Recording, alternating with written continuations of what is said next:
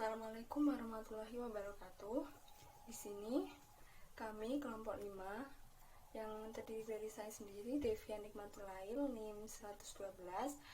Selanjutnya teman saya Imro'atus Soleha, NIM 023, serta Dinda Ayuningsari, NIM 101, yang akan menjelaskan tentang penataan lingkungan berbasis multiple intelligence.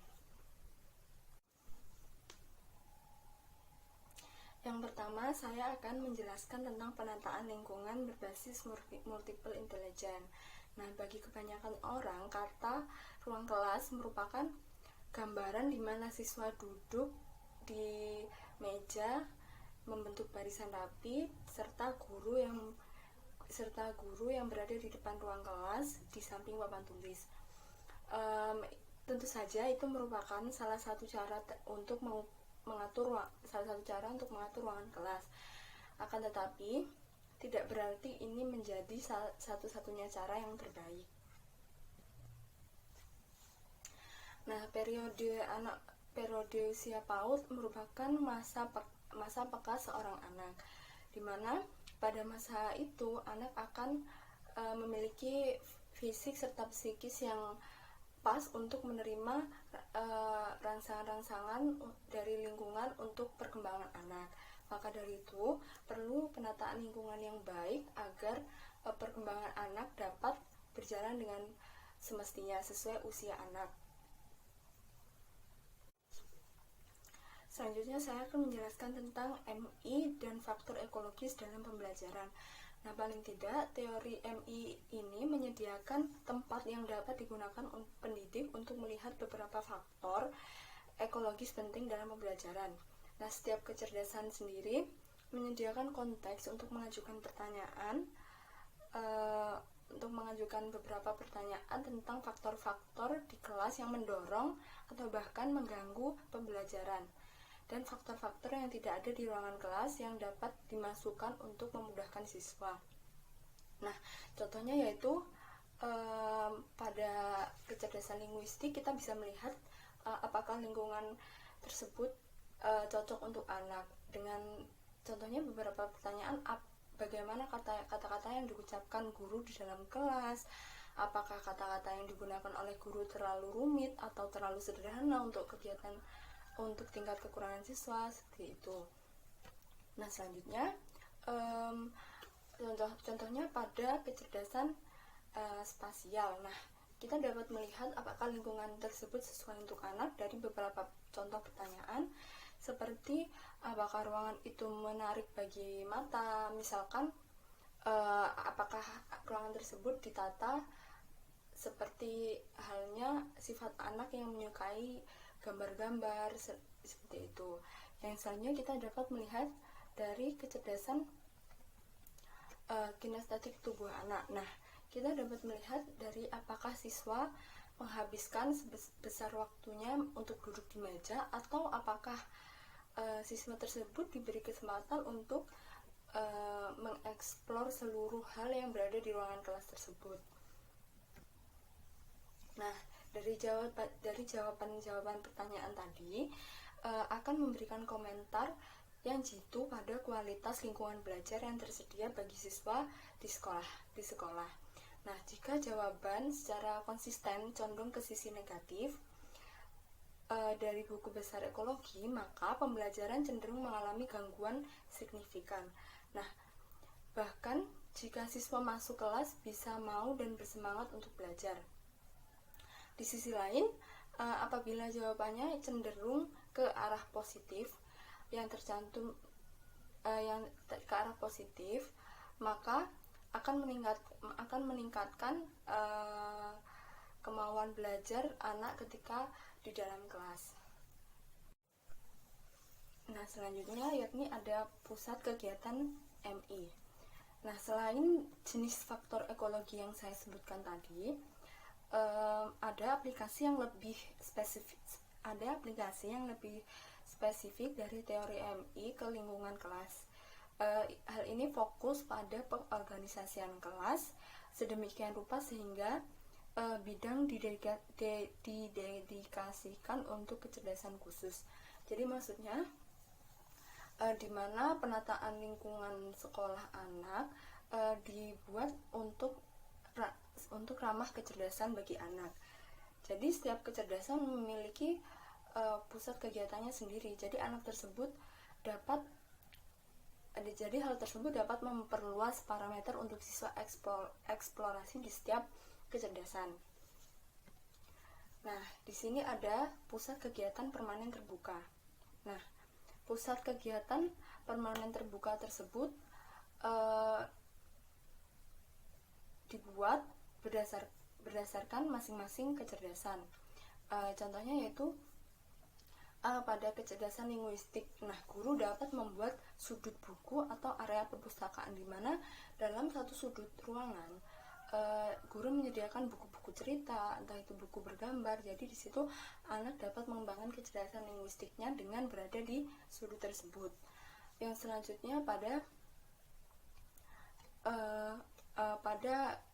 contohnya pada kecerdasan kinestetik anak. Nah, di situ guru dapat menyediakan ruang terbuka untuk gerakan kreatif, di mana di situ terdapat beberapa alat permainan yang dapat meningkatkan kecerdasan kinestetik anak. Yang selanjutnya ada pusat aktivitas sementara topik khusus. Nah, pusat kegiatan khusus yang sering berubah dan diarahkan untuk tema atau subjek tertentu. Misalnya, jika siswa sedang mempelajari sebuah unit perumahan, kita dapat membuat 8 pusat berbeda yang melibatkan siswa di kegiatan yang berarti dalam setiap kecerdasan. Nah, kegiatan untuk perumahan unit mungkin termasuk sebagai contohnya pada kecerdasan linguistik kita dapat membuat pusat baca, di mana itu merupakan tempat siswa membaca buku tentang rumah atau tentang apa yang mereka baca. Yang selanjutnya pada kecerdasan spasial. Nah, di sini dapat disediakan pusat gambar, di mana pusat gambar tersebut merupakan tempat siswa dapat merancang bentuk rumah yang mereka inginkan. Nah, selanjutnya ada pada kecerdasan kinestetik tubuh. Di sini dapat disediakan pusat bangunan, di mana tempat tersebut merupakan tempat siswa membuat model dari rumah yang menggunakan kayu biasa dan dilem. Yang selanjutnya ada pusat kegiatan sementara terbuka. Nah, jenis pusat ini dapat sesederhana 8 tabel yang tersebar di sekitar kelas, masing-masing dengan jelas diberi label dengan kecerdasan dan pegangan materi khusus intelijen yang mengundang siswa ke dalam kegiatan terbuka ikatan. Nah, dalam hal ini alat permainan cocok digunakan. Contohnya sebagai berikut. Pada kecerdasan linguistik dapat digunakan permainan seperti Scrabble. Untuk kecerdasan logis matematis dapat digunakan alat permainan seperti Monopoly. Nah, pada kecerdasan interpersonal dapat digunakan permainan seperti perseteruan keluarga. Nah, selanjutnya pada kegiatan naturalis dapat digunakan permainan seperti kebun binatang atau gambar-gambar yang menunjukkan lingkungan alam sekitar anak. Terima kasih. Assalamualaikum warahmatullahi wabarakatuh. Perkenalkan, nama saya Dinda Ayuningsari, NIM 101. Saya akan menjelaskan tentang model pengajaran efektif atau pada zaman dahulu dikenal sebagai Integrated Thematic Instruction. Nah, hal ini ada pada setiap tahunnya dan mempunyai bahan dan sejumlah sumber daya alam yang tidak terbatas. Misalnya perlengkapan seni di pusat tata ruang, bahan langsung dari pusat kinestetik tubuh, dan lain sebagainya. Nah, pada setiap pusat akan terjadi perubahan pada setiap minggu atau bahkan terjadi perubahan pada setiap bulan dari tema pada sepanjang tahun. Nah, contoh kegiatannya yaitu sesuai dengan kecerdasan yang ada. Nah, yang pertama contoh kegiatan yaitu kecerdasan linguistik. Kegiatannya yaitu anak bisa diajarkan untuk menulis sebuah puisi. Jika kegiatan menulis puisi tersebut dikerjakan secara berkelompok, maka setiap siswa diharuskan untuk bisa kooperatif dengan menyumbangkan misalnya satu baris puisi. Yang kedua yaitu kecerdasan logis matematis. Contoh kegiatannya yaitu dengan mencari ada berapa hari dalam seminggu. Nah, kemudian mencari ada berapa jumlah jam yang ada dalam satu hari. Yang ketiga yaitu kecerdasan tata ruang. Contoh kegiatannya meliputi anak bisa diajarkan untuk menggambar pada selembar kertas dengan gambaran sederhana, misalnya dengan menggambar tata ruang pada masing-masing kamar siswa. Yang keempat yaitu kecerdasan kinestetik. Nah, contoh kegiatan yang kita bisa ajarkan pada anak yaitu dengan membuat sesuatu dari tanah liat. Nah, dengan anak membuat sesuatu dengan tanah liat, maka kecerdasan kinestetik pada anak tersebut akan terasah. Yang kelima yaitu kecerdasan musikal. Contoh kegiatannya yaitu dengan membuat beberapa lagu sederhana. Apabila tugas ini dikerjakan secara berkelompok, maka setiap siswa diwajibkan untuk memberikan sumbangan pada bait lagu. Yang keenam yaitu kecerdasan interpersonal. Nah, contoh kegiatan dari kecerdasan interpersonal ini yaitu anak bisa diajak untuk berdiskusi kelompok tentang apa yang ia pikirkan pada waktu hari libur. Nah, di sini kita bisa memberikan tugas atau pekerjaan rumah dengan menceritakan kegiatan apa saja yang dilakukan anak pada liburannya, dengan membuat rangkuman tentang kegiatan apa saja yang dilakukan pada saat hari libur tersebut. Yang ketujuh yaitu kecerdasan intrapersonal. Contoh kegiatannya yaitu dengan membuat daftar atau serangkaian sketsa tentang semua hal yang ada pada hari libur itu sendiri. Yang kedelapan yaitu kecerdasan naturalis. Nah, contoh kegiatan yang bisa kita ajarkan yaitu dengan menutup mata sambil membayangkan semua jenis hewan dan tanaman, kemudian menggambar salah satu hewan dan tumbuhan tersebut. Yang selanjutnya saya akan menjelaskan tentang pusat pilihan dan kegiatan siswa. Nah, secara umum pusat kegiatan haruslah terstruktur dengan baik. Dengan kata lain, guru haruslah bisa menyediakan waktu untuk siswa beristirahat setelah siswa menyelesaikan tugas yang telah diberikan oleh guru. Pusat kegiatan siswa juga haruslah memberikan sebuah informasi penilaian yang baik tentang beberapa contoh kegiatan dalam 8 kecerdasan yang ada. Biasanya siswa akan memilih kegiatan berdasarkan kecerdasan yang ia miliki atau minat dan bakat yang ia miliki. Guru haruslah memberikan siswa kesempatan untuk memilih pusat kegiatan yang telah ia minati. Pusat kegiatan siswa haruslah memberikan para siswa untuk berpartisipasi dan terlibat dalam kegiatan belajar mereka. Selain itu, guru juga harus memiliki ide yang kreatif agar siswa tidak bosan dan semangat dalam mengikuti kegiatan pembelajaran yang ada di kelas.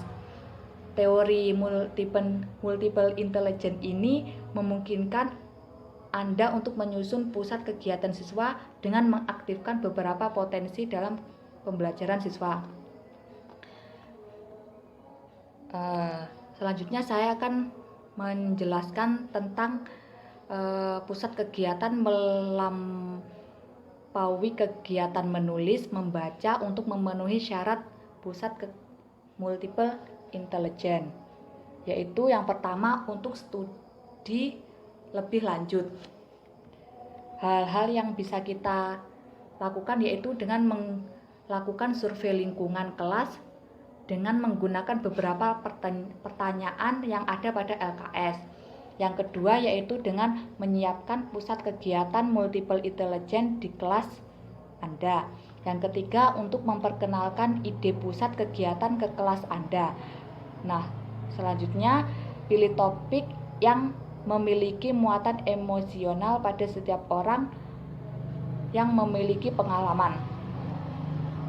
Di sini ada beberapa saran untuk kegiatan dengan topik makanan cepat saji. Yang pertama yaitu untuk saran kecerdasan linguistik. Contohnya yaitu dengan membuat manifesto atau pernyataan prinsip dasar tentang sikap siswa tentang makanan cepat saji. Yang kedua yaitu kecerdasan logis matematis, sarannya yaitu menggunakan grafik yang disediakan oleh gerai atau tokonya.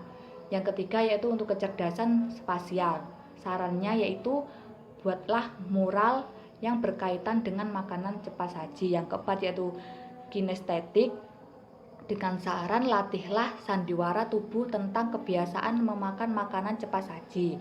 Yang selanjutnya musikal, sarannya yaitu menulis lirik lagu dengan kebiasaan ya orang memakan makanan cepat saji dan kemudian menyanyikannya secara bersama.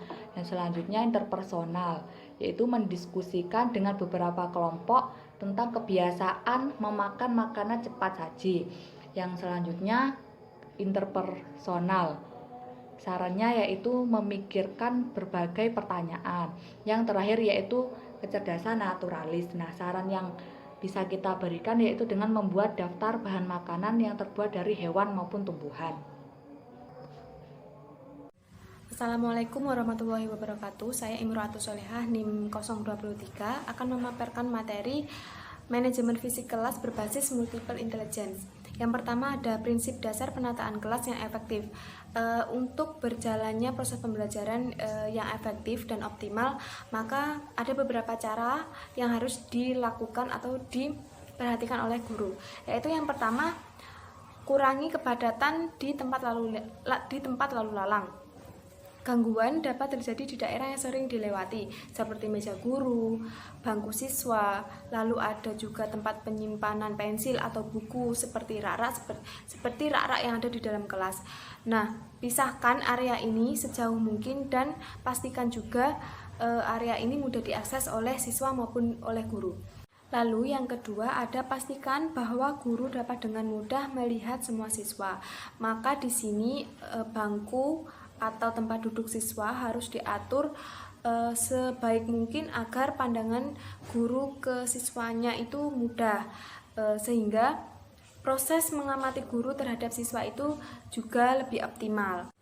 Lalu yang ketiga, pastikan bahwa semua siswa dapat melihat semua presentasi di kelas. Maksudnya itu pastikan semua siswa yang berada di kelas itu melihat dengan jelas ketika guru berada di depan dan menjelaskan sebuah materi atau pelajaran atau juga sebuah permainan yang akan diajarkan ketika hari itu. Yang keempat, ada materi pelajaran dan perlengkapan siswa harus mudah diakses. Seperti yang saya jelaskan tadi, tempat mengambil pensil atau tempat menyimpan buku atau media-media apapun harus mudah diakses oleh semua siswa ataupun guru. Seperti ketika membuat rak untuk penyimpanan barang-barang anak-anak atau bisa juga loker, itu dibuat agak rendah atau tingginya tidak melebihi dari sang anak. Jadi ketika mengambil, anak-anak tidak kesulitan atau tidak terlalu tinggi untuk mengambilnya. Lalu yang kelima, pastikan semua siswa merasa nyaman belajar di dalam kelas. Nah, ini untuk anak merasa nyaman di kelas itu bisa dilakukan oleh guru dengan upaya-upaya memberi gambar atau cat warna yang bervariasi di dalam kelas yang dengan warna-warna yang cerah sehingga anak tidak merasa bosan. Lalu guru sendiri juga harus pintar-pintar membuat anak bagaimana anak bisa merasa nyaman di kelas dengan membuat permainan, dengan bernyanyi ataupun melakukan gerakan-gerakan yang menyenangkan sehingga anak akan fokus dalam belajarnya. Yang keenam, ciptakan suasana yang kondusif di lingkungan kelas. Nah, untuk menciptakan suasana yang kondusif di dalam kelas, ini guru harus memberi peraturan-peraturan kepada anak. Semisal ketika anak mulai ramai, maka guru bisa mengatakan, tepuk diam seperti itu, maka anak-anak akan menuruti apa kata atau apa perintah dari guru. Nah, kelas yang kondusif ini dapat membantu siswa untuk meningkatkan daya konsentrasi dalam belajar di setiap harinya. Awal ada prinsip, sekarang ada model penataan tempat duduk dalam ruangan kelas. Nah, ini ada beberapa model penataan tempat duduk di ruangan kelas yang jelas semua model dari tempat duduk ini memudahkan guru dan siswa untuk saling melihat atau mengamati. Yang kedua, penataan kelas model tatap muka atau face to face. Dalam model ini, tempat duduk peserta didik akan diatur berhadapan-hadapan dengan guru dan mendekatkan peserta didik yang satu dengan peserta didik yang lainnya. Namun, ada satu hambatan atau gangguan dalam penataan kelas model tatap muka ini, yaitu ketika peserta didik satu dengan peserta didik yang lainnya berdekatan, mereka akan saling bergurau sehingga mereka tidak berkonsentrasi dalam belajarnya.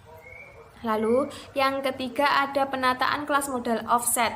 Penataan kelas model offset ini meja belajar peserta didik biasanya duduk di bangku tetapi mereka tidak saling berhadapan-hadapan. Nah, ini gangguannya lebih kecil daripada gangguan pada penataan kelas model face to face tadi.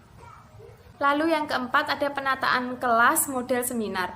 Nah, penataan kelas model seminar ini mungkin melibatkan sekitar 10 siswa atau peserta didik, lalu membentuk lingkaran atau huruf U atau juga bisa persegi.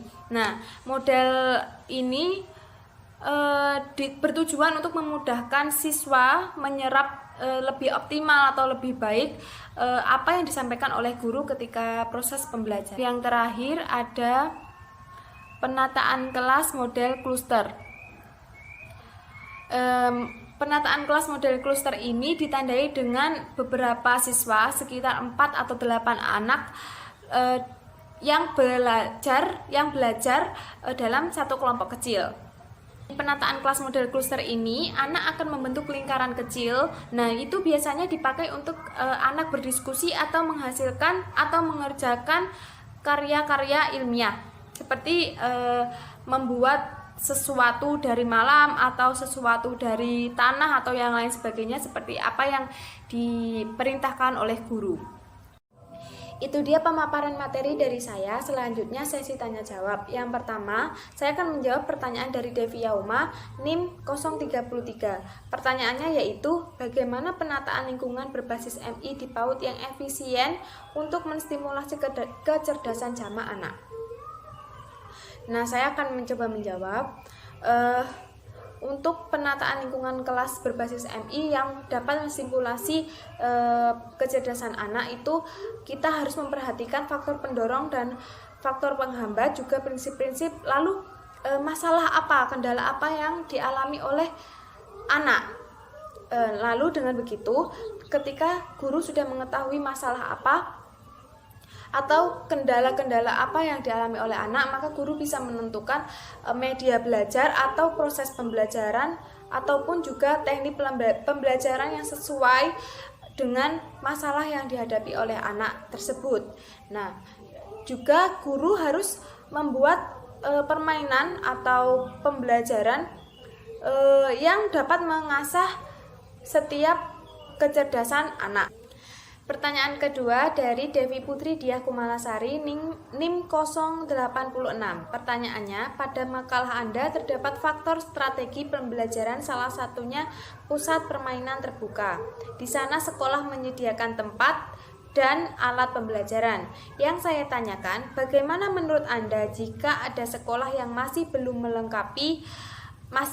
mampu melengkapi fasilitas kegiatan permainan tersebut untuk meningkatkan kecerdasan MI anak-anak? Nah, menurut saya untuk mengakali atau menanggulangi masalah tentang keterbatasan lembaga untuk mempersiapkan atau menyediakan tempat atau permainan, kita bisa menggunakan, kita sebagai calon guru ya, kita bisa menggunakan kecerdasan kita atau kreativitas kita untuk membuat media-media atau memanfaatkan area-area itu sebaik mungkin. Misal kita bisa menggunakan area luar sekolah seperti halaman sekolah. Kan anak tidak harus selalu belajar dalam ruangan. Anak bisa diajak keluar agar anak juga tidak mudah merasa bosan. Di luar itu, di halaman itu juga nanti guru mencari cara bagaimana kita menciptakan permainan-permainan yang tentunya mengasah dan menstimulus kecerdasan anak. Seperti itu menurut saya.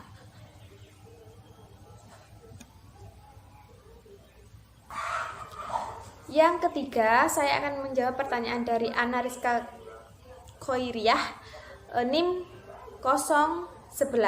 Pertanyaannya, dalam makalah dipaparkan bahwa guru juga dituntut harus memiliki ide yang kreatif agar siswa tidak bosan dan semangat dalam mengikuti kegiatan pembelajaran. Yang ingin saya tanyakan, bagaimana cara Anda sebagai calon guru untuk selalu memiliki ide yang kreatif agar anak tidak bosan dalam mengikuti kegiatan pembelajaran yang Anda berikan? Terima kasih. Menurut saya, kita kan sekarang hidup di zaman yang serba modern dan canggih, terutama pada teknologi informasi. Nah, di dalam teknologi informasi itu kan terdapat banyak sekali sumber-sumber yang memaparkan atau menginformasikan tentang semua hal, seperti di Google ataupun di YouTube. Nah, kita bisa melihat referensi dari sana, bisa melihat cara membuat media, cara membuat alat permainan. Jadi kita belajar dari situ. Kita bisa memperbarui permainan-permainan atau media-media yang ada di lembaga sehingga anak tidak merasa bosan. Jadi guru itu harus benar-benar harus tahu apa yang sedang berkembang pada zaman ini, begitu. Sehingga tidak tertinggal oleh waktu, begitu ya. Itu menurut saya. Menjawab pertanyaan dari Juliniar Maulidia, NIM 024. Pertanyaannya yaitu bagaimana cara penataan kelas model seminar dengan baik. Seperti yang sudah terpapar di makalah dan seperti yang sudah saya jelaskan tadi, kelas model seminar ini bisa berbentuk U, persegi ataupun lingkaran. 3 model tempat duduk ini dirasa cukup efektif dan baik ketika diterapkan di proses pembelajaran di lembaga TK, karena di situ guru bisa dengan mudah melihat semua siswanya dan siswa bisa dengan mudah melihat guru ketika memaparkan atau menjelaskan sebuah materi atau sebuah permainan yang akan dimainkan. Baik, saya akan menjawab pertanyaan dari Mbak Miftahul Jannah. Pertanyaannya yaitu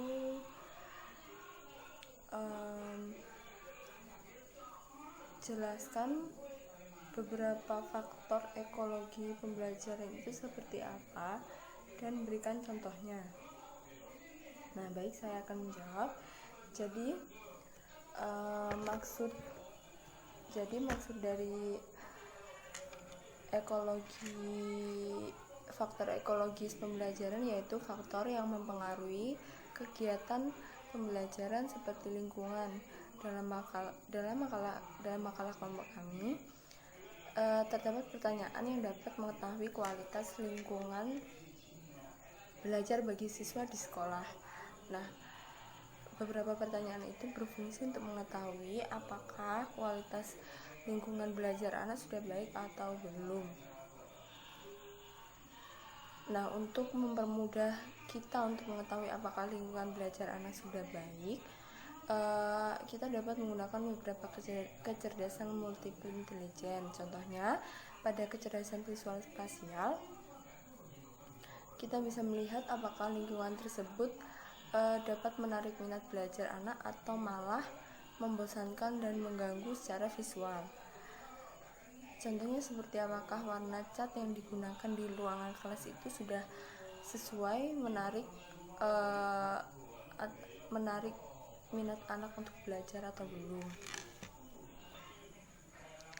Yang selanjutnya yaitu pertanyaan dari Mbak Lulu Ilmaknunah, Pertanyaannya yaitu, bagaimana cara merestrukturisasi kelas untuk menciptakan ramah kecerdasan? Nah, jadi untuk merestrukturisasi kelas untuk menciptakan ramah kecerdasan dapat dilakukan dengan cara membuat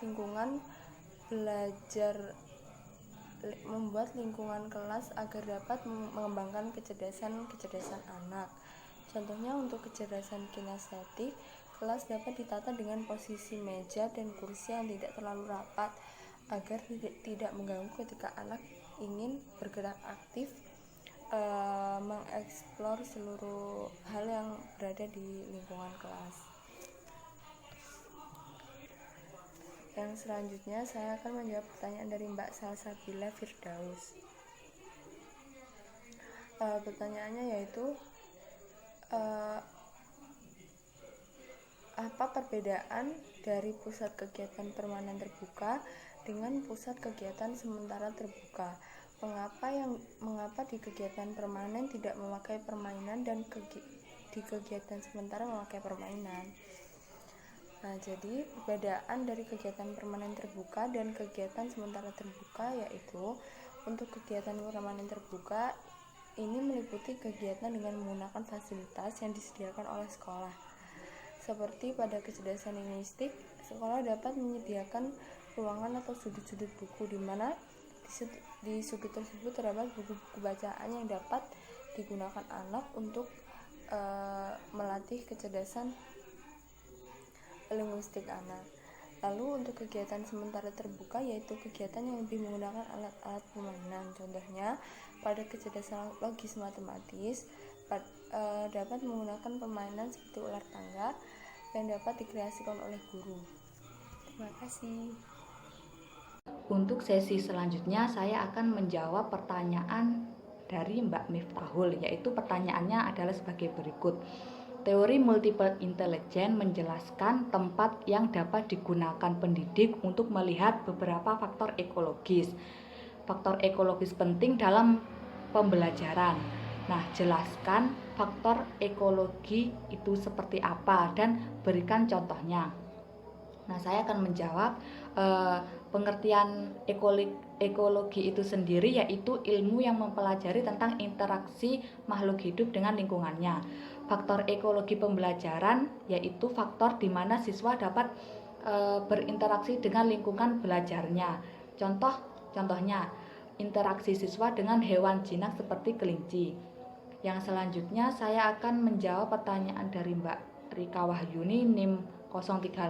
Pertanyaannya adalah, dalam model pembelajaran efektif terdapat pada poin linguistik untuk menulis puisi, sedangkan anak belum bisa menulis puisi. Bagaimana solusi Anda? Nah, sebenarnya anak itu bisa menulis puisi apabila kita membimbing untuk bisa menulis puisi. Kita sebagai seorang pendidik itu haruslah rajin dan telaten dalam mengajarkan anak untuk membuat puisi yang sederhana. Yang selanjutnya pertanyaan dari Mbak Putri Rahayu NIM 094, jelaskan kembali model pengajaran efektif menurut kelompok Anda secara sederhana, dan apakah model pengajaran efektif itu tersebut telah diterapkan di PAUD. Nah, saya akan menjawab, model pengajaran efektif itu sendiri dapat berubah-ubah setiap bulan, minggu maupun setiap hari. Nah, namun di negara luar model pengajaran efektif dapat berubah secara atau sesuai dengan musim yang ada. Dapat kita ketahui kan di negara luar ada musim dingin, panas, salju kan. Nah, menurut saya model pengajaran efektif ini sangatlah efektif untuk diterapkan pada anak usia dini, mengingat kita sebagai guru dapat mengubah tema setiap bulan, minggu maupun hari. Selanjutnya pertanyaan dari Bernardus Rossi NIM 083. Saya ingin bertanya mengenai pusat kegiatan permanen terbuka. Jika terdapat sekolah yang memang tidak bisa memfasilitasi hal tersebut, bagaimana solusi menurut Anda? Jika bisa memanfaatkan lingkungan, apa yang bisa dilakukan? Nah, saya akan menjawab, jika semua kegiatan permanen terbuka harus mempunyai fasilitas yang lengkap, apabila sekolah